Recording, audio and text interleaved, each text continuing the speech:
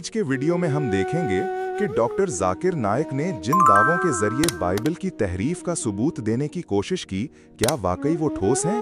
हम मसीही और तारीखी नुक्ता नज़र से उनका तज्जिया करेंगे और साथ ही ये भी जानेंगे कि क्या वाकई बाइबल बदल चुकी है या नहीं।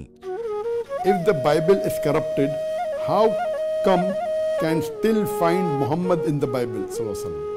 How come only those few chapters not corrupted?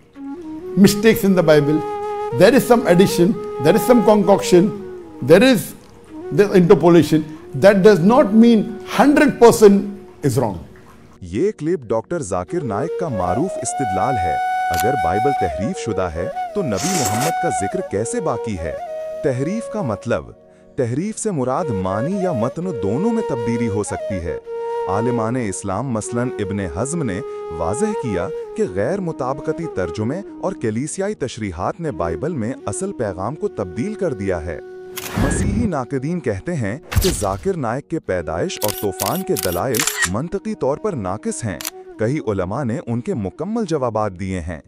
एक मसीही जाकिर नाइक के तहरीफ वाले दावे के खिलाफ दलील दे रहा है कि अगर वाकई तब्दीली हो चुकी है तो फिर नबी मोहम्मद सल्लल्लाहु अलैहि वसल्लम का जिक्र बाइबल में कैसे बाकी है? लफ्जी और तर्जुमाती मसाइल। जाकिर नाइक ने यसाया या यर्मिया की आयात पर जो रोशनी डाली है वो लुग़वी और सियाक़ु सबाक से हटकर की गई है। हत्ता के कुछ अफराद कहते हैं ये अल्लाह की किताब नहीं जो तब्दील हुई है, बल्कि लोगों ने इसके मानी बदलने की कोशिश की। कुरान में वाज़ह इरशाद है कि अल्लाह नाज़िल करदा कुतुब की हिफाजत फरमाता है। सूरतुल हिज्र आयत 9, सूरत फसलत आयत 42, जिससे ये मफरूज़ा कमज़ोर पड़ता है कि बाइबल मुकम्मल तौर पर बदल चुकी है।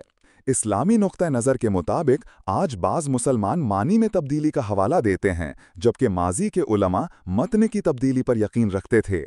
डॉक्टर जाकिर नाइक के दलाइल, चाहे वो मानी, लुग़त या तारीख़ी तज़ादात पर मबनी हों, मसीही उलमा और लग़वी माहिरीन ने मुफस्सल तौर पर इनका रद्द किया है। लफ्ज़ तहरीफ के तहत मानी का गलत इस्तेमाल किया गया है, जबकि बाइबल के अहम नुस्खों में महफूज असल मजमुआ कई सदियों से मौजूद है। नतीजतन जाकिर नाइक के दलाइल बज़ाहिर मजबूत दिखाई देते हैं, लेकिन दर हकीकत वो काबिल इस्बात नहीं हैं। आप क्या सोचते हैं? क्या वाकई बाइबल काबिल इस्तेमाल रही है? कमेंट्स में ज़रूर बताएं। मज़ीद सवालात के लिए व्हाट्सएप नंबर पर राबिता करें। अगर आपको ये वीडियो पसंद आई है तो बराह करम इसे लाइक करें, शेयर करें और हमारे चैनल को सब्सक्राइब करें।